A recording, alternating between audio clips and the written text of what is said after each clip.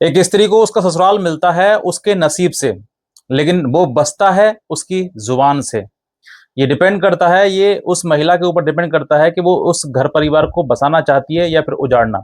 आज के टाइम में ऐसी बहुत सारी महिलाएं हैं जो बेचारी मूर्खता कर देती हैं, अपने पैरों में कुल्हाड़ी मारकर अपने घर में बैठी हैं और आज पछता रही हैं, क्योंकि उनका कहीं ना कहीं जीवन बर्बाद हो रहा है। आज मैं आपको वो 3 कारण बताऊंगा जिस कारणों की वजह से महिला के आज के टाइम में जीवन उनका बर्बाद हो रहा है, तबाह हो रहा है, और पुरुष कहीं ना कहीं दूसरी शादी रचा रहे हैं या फिर कहीं और कहीं किसी महिला के साथ में रहे हैं, जो कि हालांकि एक प्रकार से गलत ही है। लेकिन जब महिला नहीं आती है, सालों सालों तक आदमी इंतजार करता है, तो वो कहीं ना कहीं दूसरी जगह अपना बिस्तर बना लेता है। लेकिन इन सब चीजों के लिए मैं नहीं कहूंगा कि वो सही कर रहा है, लेकिन कहीं ना कहीं अगर शुरुआत हुई है तो एक महिला की वजह से शुरुआत हुई है। आज के टाइम में अगर एक परिवार टूट रहा है तो सबसे पहला उसका घमंड होगा, उस महिला का घमंड होगा, क्योंकि वो ये घमंड दिखाती है कि मेरे परिवार में इतने लोग हैं, मैं इतनी ताकतवर हूं। वो उनके ऊपर, ससुराल के ऊपर जो जाकर एकदम से मतलब दादागिरी जैसा व्यवहार बना देती है। वो उस घर में जाकर उनको जो सास ससुर होते हैं या उनके उस घर में जो परिवार के सदस्य होते हैं, उनको अपना ना समझ कर उनको दबाने के प्रयास किया जाता है, उनको अपने अनुसार चलाने का प्रयास किया जाता है। सास ससुर कहते हैं मेरे मेरे अनुसार काम करो, लेकिन वो कहती है तुम मेरे अनुसार चलो, वरना मैं तुम्हारा ऐसा सबक सिखा दूंगी, तुम्हें जेल का पानी पिला दूंगी, तुम्हारे ऊपर मुकदमा दर्ज करवा दूंगी, तमाम उनको धमकियां देने शुरू कर देती है। जिस वजह से उस घर का माहौल बिगड़ जाता है और सास ससुर जो भी बुजुर्ग होते हैं उस घर में, और पति भी होता है, उन सब लोगों की दुर्गति होने लगती है और घर में टेंशन और कलेश का माहौल उत्पन्न होने लगता है। मेरे सामने ऐसे भी कई प्रकार के कई क्लाइंट्स आते हैं, बात करते हैं, वो कहते हैं कि सर हम मुकदमा झेल सकते हैं लेकिन इस महिला को नहीं झेल सकते, इस घर में से हमारी ये बहू जो है उसको निकलवा दीजिए। ऐसे ना जाने कितनी मेरे पास शिकायतें आती हैं कि सर मेरे को इस महिला के साथ नहीं रहना है, मुझे इससे घर पर निकाल दीजिए, मैं जितने मुकदमा करेगी ये मेरे पर मैं झेल लूंगा, लेकिन मैं इसको नहीं रख पाऊंगा। ऐसे तमाम मेरे पास प्रश्न आते हैं। लेकिन जैसे मैंने आपको बताया कि पहला स्टेप ये होता है कि उनका घमंड, दूसरा जो होता है वो पति की बात ना मानना। यानी कि गलतियां होती हैं, ठीक है, आप जाते हो दूसरे घर में जाते हो, कुछ गलतियां हो जाती हैं, लेकिन उन गलतियों को सुधार करना भी आपका परम कर्तव्य है। आपका जो पति कह रहा है, आप पति की बात ना मानकर अपने घर में माँ बाप की बात मानते हो और उनसे पति को कहलवाते हो।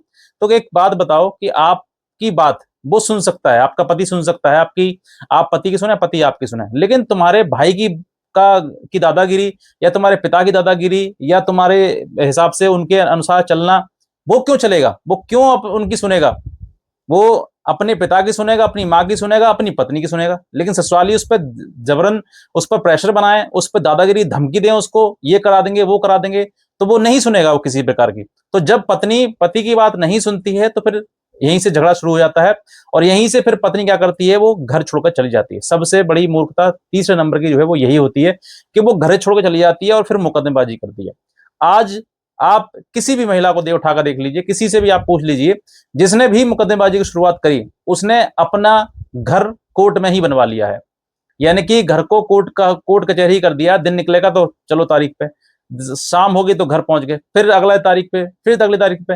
वो कई मुकदमे ऐसे दर्ज करवा देती है कि वो उसके लिए ससुराल के रास्ते हमेशा हमेशा के लिए फिर बंद हो जाते हैं। फिर वो पति क्या, सास ससुर क्या, वो सब ये सोच लेते हैं कि अब जो हो जाए, घर बर्बाद हो जाए, जैसे चाहे वो हो जाए, लेकिन हम इस उस स्त्री को नहीं रखेंगे। और इसी वजह से जो है वो फिर पुरुष जो है वो कहीं ना कहीं दूसरी जगह सेट होना शुरू कर देते हैं। और आज के टाइम में यही हो रहा है, चोरी छिपे कोई शादी कर रहा है, कोई लिव इन में रह रहा है, तो कोई कहीं और जा रहा है, बस यही चीजें हो रही हैं। वरना स्त्री, मैं कहता हूं, जो स्त्रियां अपने पति को छोड़कर ससुराल में के स्थान पर मायके पे बैठी हुई हैं और वो मुकदमे पर हर तारीख का इंतजार कर रही हैं कि अब की तारीख को ये होगा, अभी अब की तारीख को ये होगा, उनसे एक बार आप पूछ लेना कि क्या वो सुखी हैं? क्या वो मुकदमा दर्ज करवा के अपने मायके में सुख का जीवन जी रही हैं? जवाब यही आएगा, नहीं। क्योंकि उन्होंने अपने पति के स्थान पर उन्होंने ये सोचा कि यहां पर ज्यादा दुख मिल रहा है मुझे, मायके में जाकर सुख मिलेगा। पता चली कि मायके में उससे भी ज्यादा बड़ा दुख है। तो जैसा भी सुख और दुख जो भी आपका है, वो एक स्थान होता है ना, एक व्यक्ति का स्थान। शादी से पहले पिता के घर का स्थान और दूसरा शादी के बाद जो है ससुराल का स्थान। तो जैसे आपके ससुरालियां आपको कहना चाहते हैं, जैसा आपका पति कहना चाहता है, रखना चाहता है आपके लिए, या आप उस घर में रहना चाहती हैं, तो आप मतलब एक प्रकार से दोनों की रजामंदी से, दोनों की आप यथास्थिति बनाते हुए दोनों के रजामंदी से आप उस घर में रहें। अपनी चलाओगे, अपनी दादागिरी चलाओगे, अपनी पिता की चलवाओगे, या घमंड में घर छोड़ के चले जाओगे, या मुकदमेबाजी करोगे, तो देखो आज के टाइम में ये सबको मालूम है, निचली अदालत से लेकर ऊपर सुप्रीम कोर्ट तक सबको पता है कि मुकदमे झूठे ही दर्ज करवाए जाते हैं।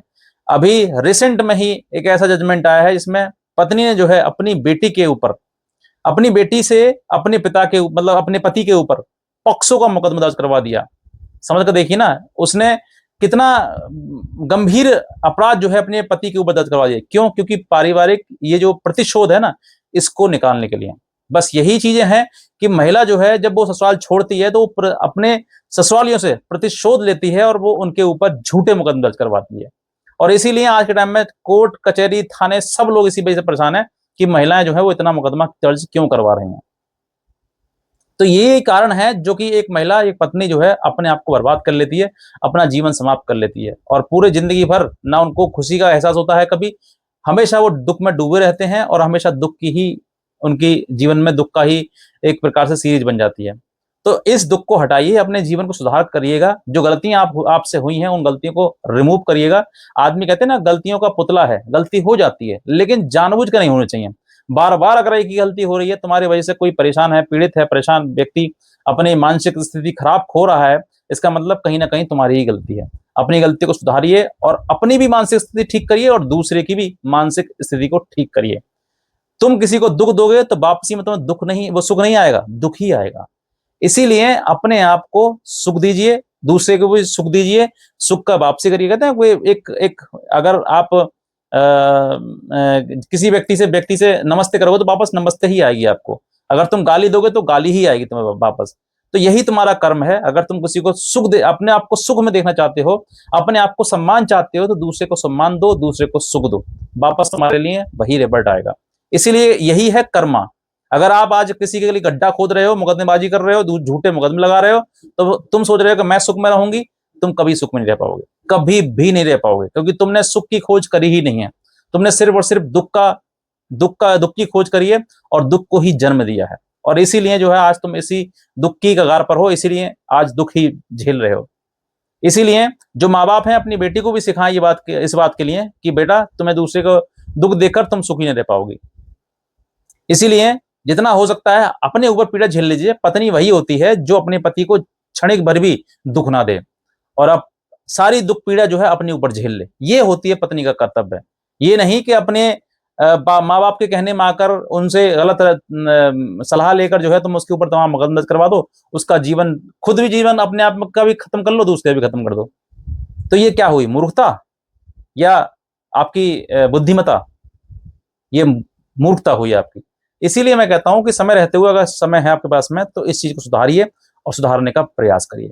और कोई भी लीगल हेल्प अगर आप चाहते हैं हमसे, मैं आपका हो सकता है कि किस प्रकार से अगर आपका परिवार बच जाए, बहुत अच्छी बात है, मेरे से भी आप लीगल हेल्प ले सकते हैं। इतने कहना चाहूंगा। आज का वीडियो देखने का धन्यवाद।